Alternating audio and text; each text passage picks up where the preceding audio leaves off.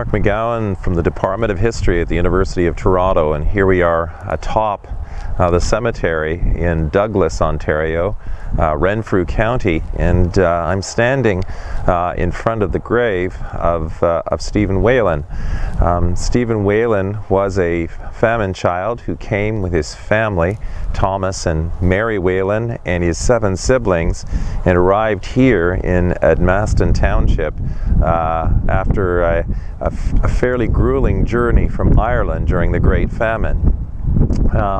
Interestingly enough, the Whelan's family story is very different from many others you hear, because all of the children in the family survived, as did both parents. They survived both the quarantine station at Grosse-Île, Pointe Saint-Charles and Montreal. They traveled up the Ottawa River, landed probably in Castleford near Renfrew, and took what became the Opiongo Road to arrive in this township. Stephen Whelan, though, seemed to have happy feet and decided that farming really wasn't something that he wanted to take up in the family tradition, and he ended up in the gold fields of California and later Australia, and then many years later returned to this place and then decided to take up farming, married a much younger woman by the name of Joanna O'Gorman, who is also buried here, and had 11 children.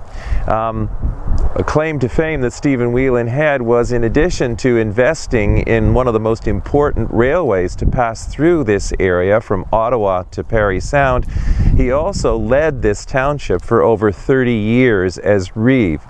His name is immortalized in many of the roads in the area, and the family, a large family, is well represented by descendants even today. So this one famine family that managed to survive the voyage intact became one of the key families in this part of Renfrew County in the Upper Ottawa Valley. And an interesting connection that Stephen Whelan has to further developments in Canadian history is that of his 11 children, his second youngest was his daughter Mona, or Monica. She enlisted in 1915 as a combat nurse with the Canadian Expeditionary Force and was sent overseas, and was celebrated in the local papers as a young girl making her contribution for Canada and the Empire. And she would later be demobilized after the war, marry a doctor, and live in Ottawa. So the Whelan legacy not only is here in the Ottawa Valley, but stretches far and wide and well beyond this part of Canada.